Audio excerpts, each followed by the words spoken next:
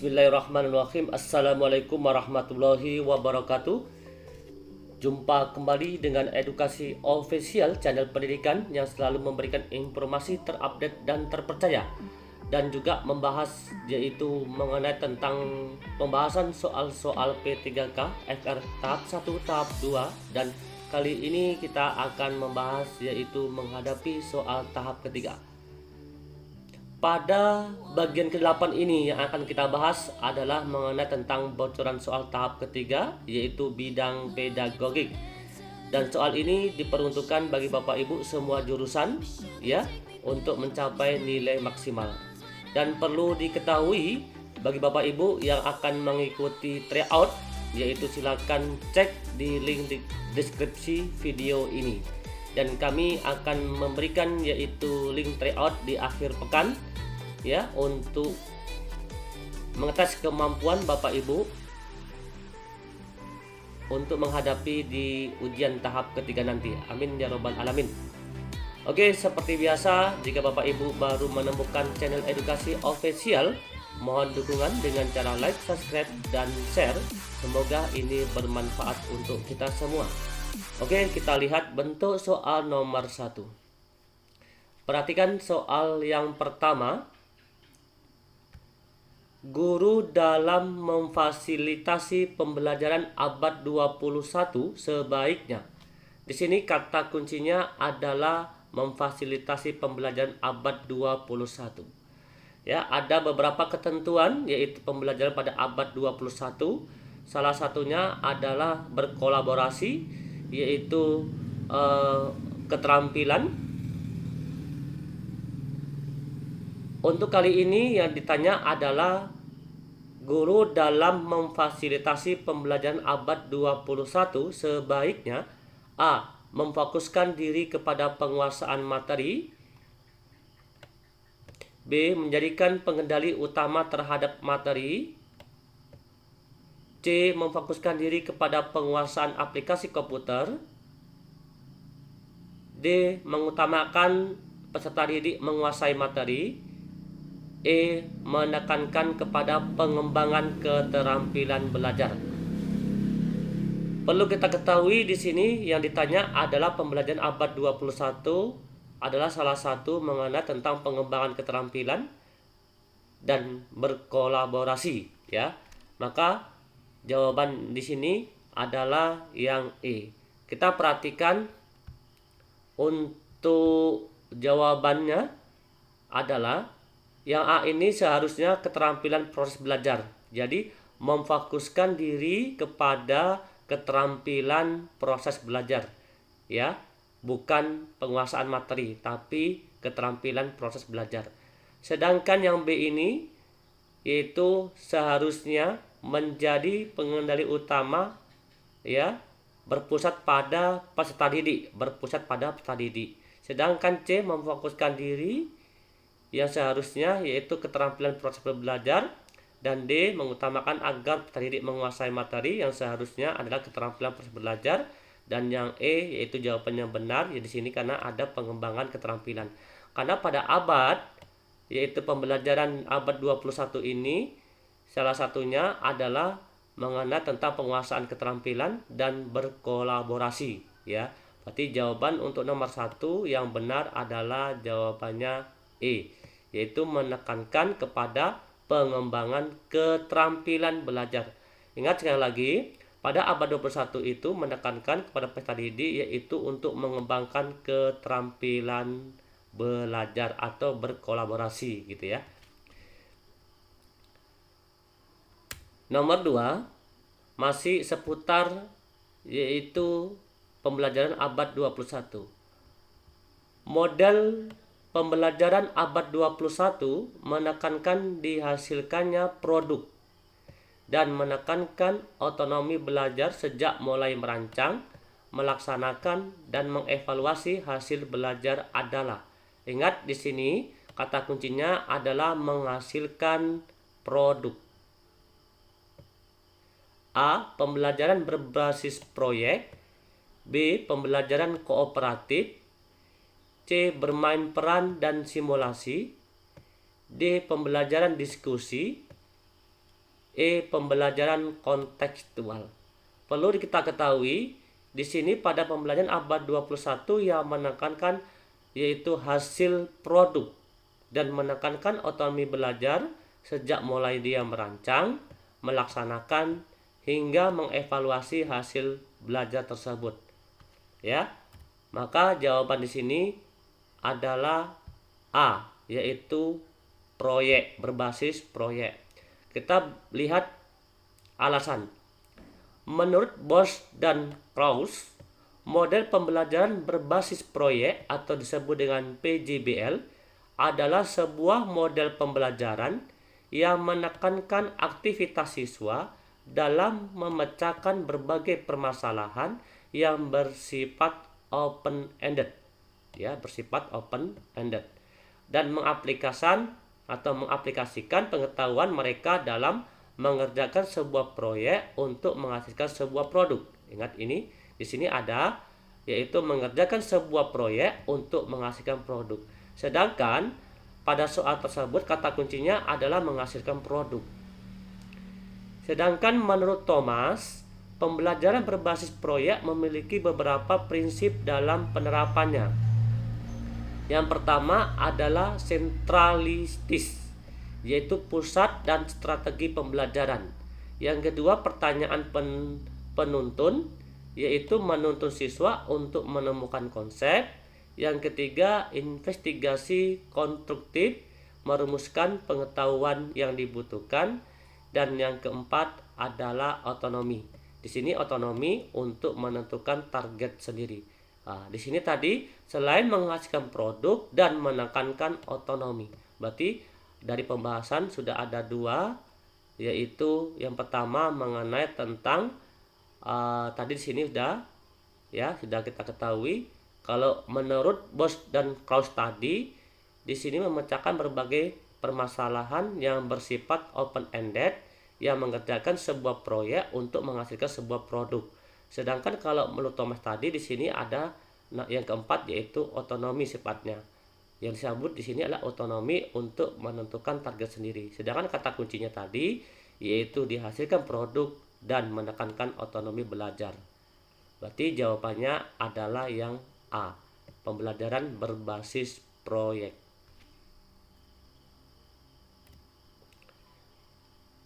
Nomor 3.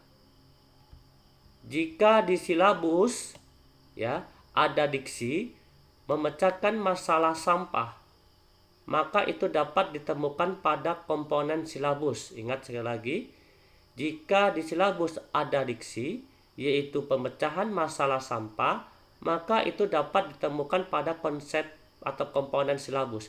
Kita harus mengetahui yaitu kata kunci komponen silabus. Di dalam komponen silabus itu terdapat beberapa. A. Materi. B. Kegiatan pembelajaran. C. Kompetensi dasar. D. Indikator. E. Tujuan pembelajaran. Di dalam silabus, ingat di sini kata kuncinya adalah jika di silabus ada diksi pemecahan masalah, maka itu dapat ditemukan pada komponen silabus. Apakah dia materi, kegiatan pembelajaran, kompetensi dasar, indikator, dan tujuan pembelajaran. Kita lihat di sini. Di sini jawaban yang benar C. Kita lihat yaitu pembahasan. Pada komponen silabus Permendikbud nomor 22 tahun 2019, ini komponen silabus. Yang A ada terdapatnya identitas mata pelajaran, yang kedua identitas sekolah, yang ketiga kompetensi inti, yang keempat kompetensi dasar. Di sini ada kompetensi dasar di komponen silabus. Yang kelima tema, materi pokok, pembelajaran, penilaian, alokasi waktu, sumber belajar. Ini adalah komponen silabus Permendikbud nomor 22. Berikutnya, kalau komponen RPP Permendikbud nomor 22 tahun 2019 yaitu identitas sekolah, identitas mata pelajaran, kelas, materi pokok, alokasi waktu, tujuan pembelajaran, kompetensi dasar dan indikator, materi pembelajaran, metode pembelajaran, sumber pembelajaran, ya. Nah, itu merupakan komponen dari RPP. Sedangkan tadi pertanyaannya adalah yang terdapat pada komponen silabus. Di sini ada indikator yaitu KD, ya. KD itu merupakan komponen dari silabus itu sendiri. Berarti untuk nomor 3 ini jawaban yang benar. Komponen silabusnya terdapat pada yang C, yaitu kompetensi dasar.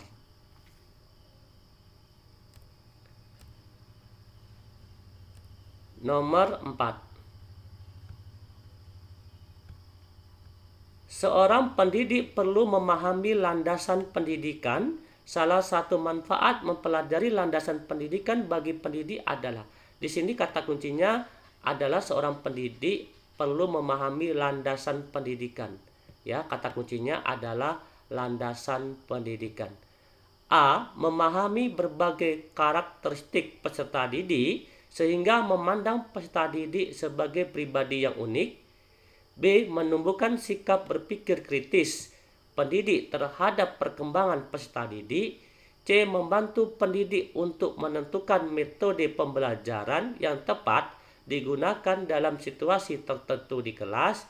D. Meningkatkan perkembangan pola pikir dan pola kerja pendidik tentang bagaimana seharusnya melaksanakan praktek pendidikan.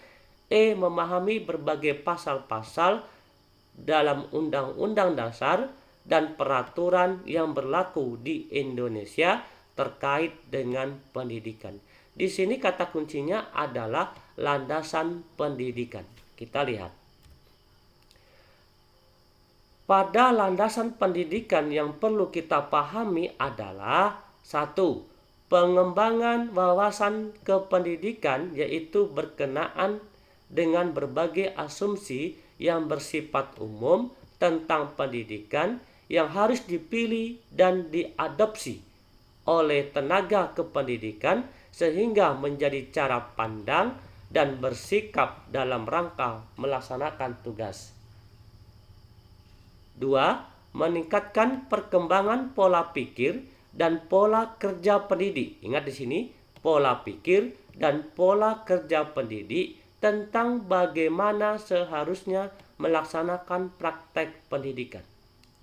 Ya, jadi manfaat pemahaman landasan pendidik adalah perkembangan atau meningkatkan perkembangan pola pikir dan pola kerja pendidik. Kita lihat pada soal nomor 4 ini, landasan pendidikan yang perlu kita pahami adalah di sini, meningkatkan perkembangan pola pikir dan pola kerja pendidik tentang bagaimana seharusnya melaksanakan praktek pendidikan. Berarti jawaban yang benar adalah D.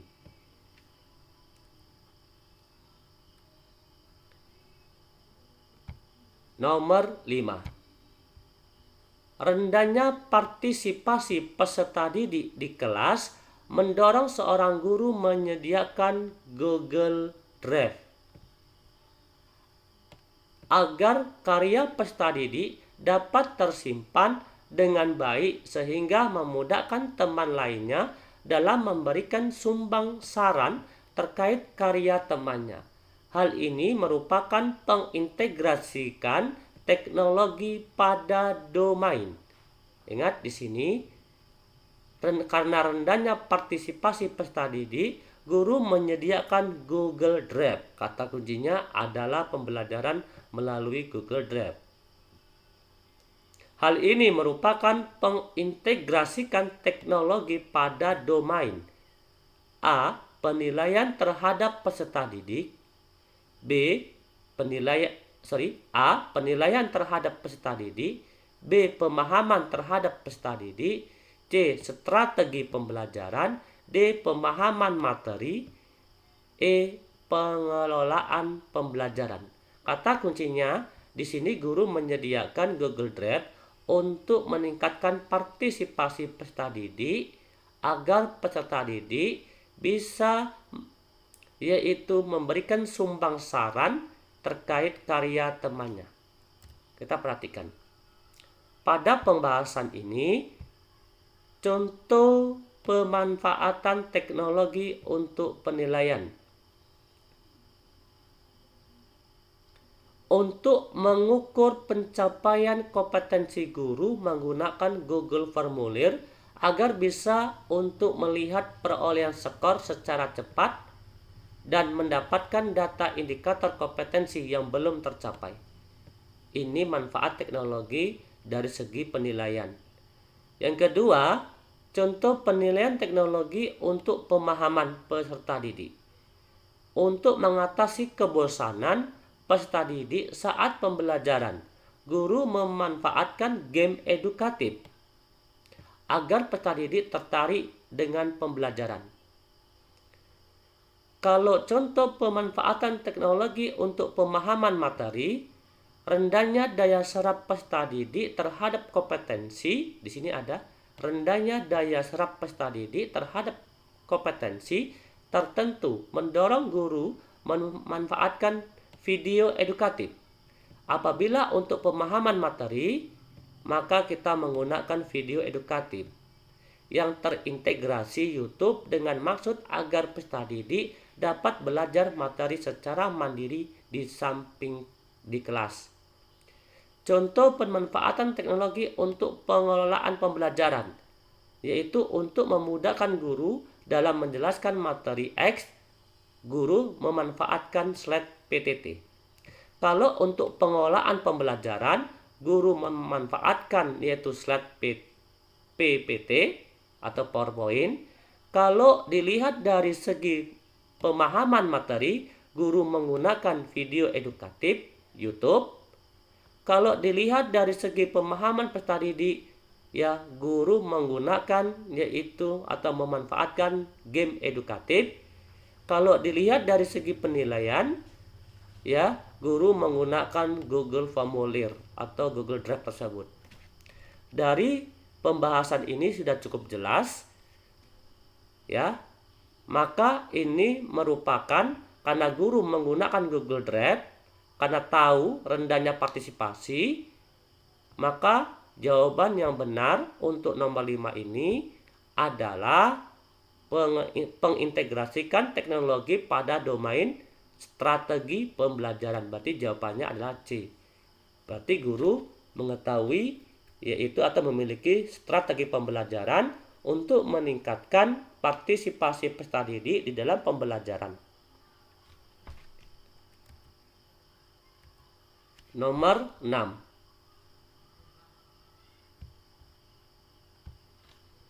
Ari adalah anak yang rajin, memiliki sikap yang baik, bahkan sering mewakili dalam kegiatan Olimpiade Sains Nasional. Tetapi hasil laporan belajar dia memiliki 5 nilai di bawah KKM. Tindakan Anda sebagai wali kelas adalah, ingat kata kuncinya di sini, walaupun Ari anak yang rajin dan memiliki sikap yang baik, namun ada satu yaitu kriteria yang tidak dipenuhi, yang mana Ari memiliki 5 nilai. Ingat sini, 5 nilai yang di bawah KKM. Jika Anda sebagai wali kelas, maka Anda harus mengambil tindakan. Anda sebagai wali kelas adalah A. Siswa tersebut tetap naik kelas dengan pertimbangan peserta OSN. B. Meminta masukan dari guru terkait naik tidaknya. C. Mendiskusikan dengan orang tua Ari terkait masalah ini. D. Tidak naik kelas karena tidak memenuhi kriteria kenaikan kelas. E. Naik kelas karena sikap Ari baik. Kita perlu mengetahui yaitu kriteria kenaikan kelas. Kriteria kenaikan kelas berdasarkan Permendikbud nomor 23 tahun 2016. 1. KI1 dan KI2 kompetensi sikap minimal baik. Di sini Ari sudah memenuhi yaitu memiliki sikap yang baik. Oke, nomor 1 kita Ari memenuhi.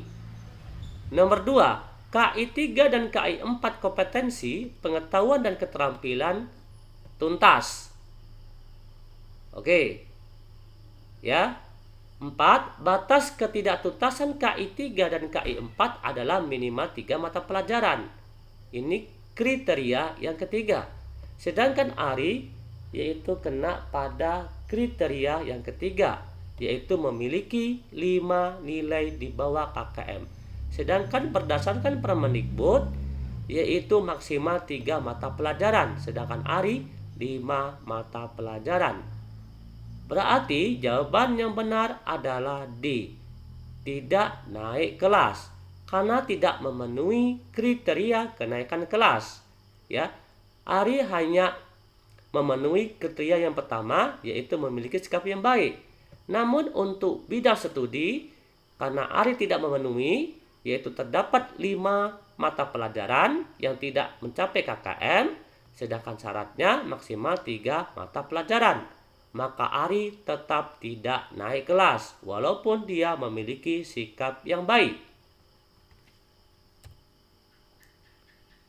7.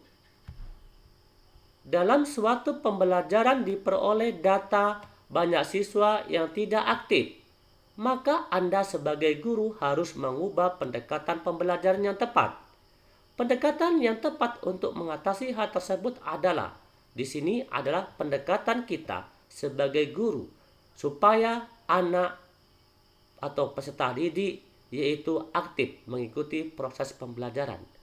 Untuk mengatasi hal tersebut adalah A.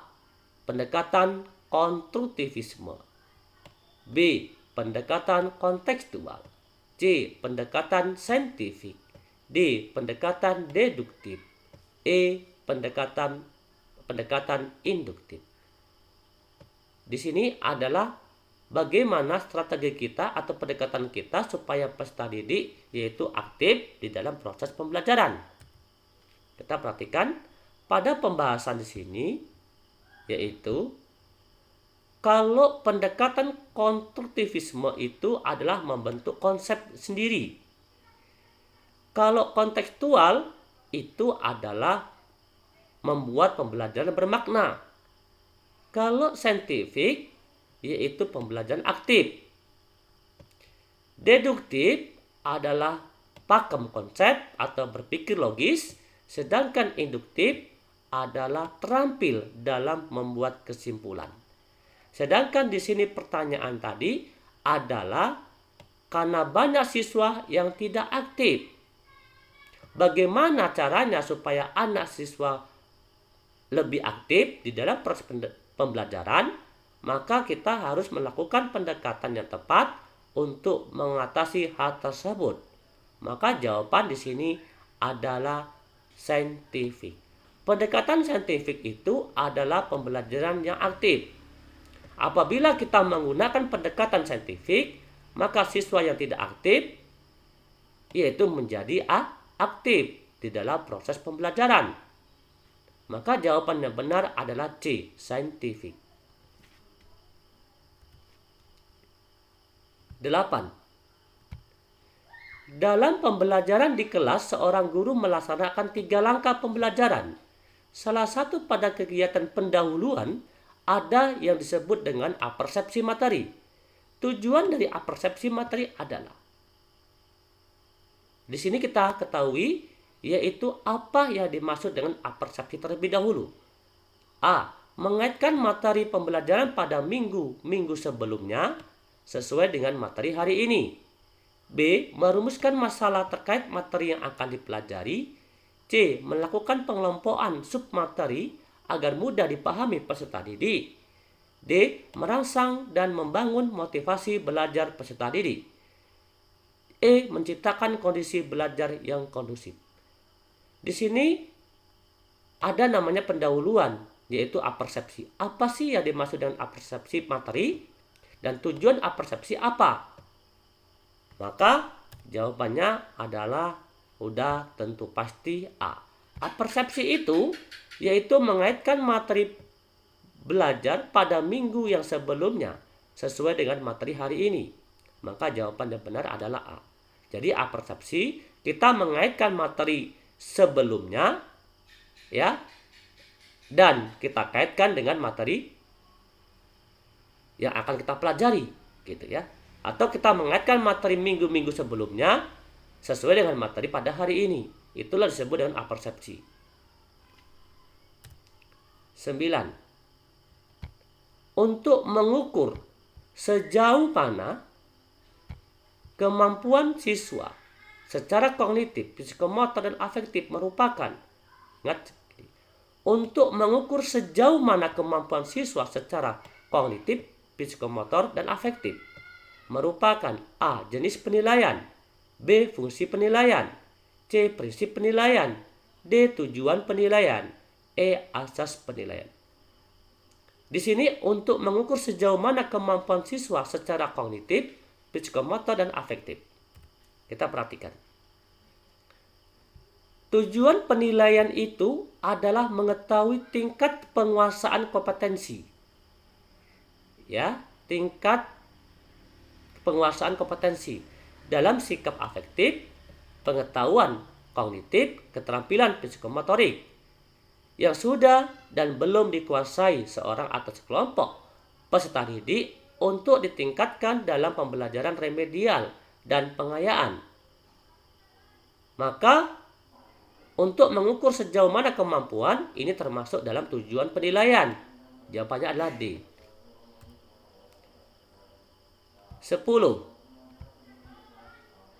Prinsip penilaian di mana penilaian oleh pendidik merupakan salah satu komponen yang tidak terpisahkan dari kegiatan pembelajaran. Kata kuncinya adalah prinsip penilaian, ya, yang tidak terpisahkan dari kegiatan pembelajaran, yaitu prinsip A. Menyeluruh, B. Terpadu, C. Terbuka, D. Beracuan kriteria, E. Akuntabel. Kita harus mengetahui apa itu yang disebut dengan menyeluruh, apa itu yang disebut dengan terpadu, apa yang disebut dengan terbuka, apa yang disebut dengan beracuan kriteria, apa yang disebut dengan akuntabel. Ini semua sudah kita bahas pada pertemuan-pertemuan sebelumnya. Untuk kali ini, ya, komponen yang tidak terpisahkan dari kegiatan pembelajaran yaitu prinsip terpadu. Ya, mengapa terpadu? Karena proses pembelajaran tidak terpisahkan dengan kegiatan pembelajaran materi berikutnya. Maka jawabannya adalah yang B, terpadu.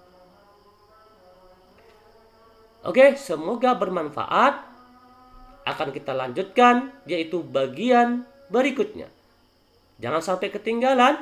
Sekali lagi, yang belum subscribe silakan subscribe terlebih dahulu. Dan jangan lupa tekan notifikasi lonceng supaya Bapak Ibu, yaitu orang yang pertama kali mendapatkan pemberitahuan mengenai tentang pembahasan soal-soal berikutnya. Semoga bermanfaat. Kami akhiri. Wassalamualaikum warahmatullahi wabarakatuh. Salam edukasi.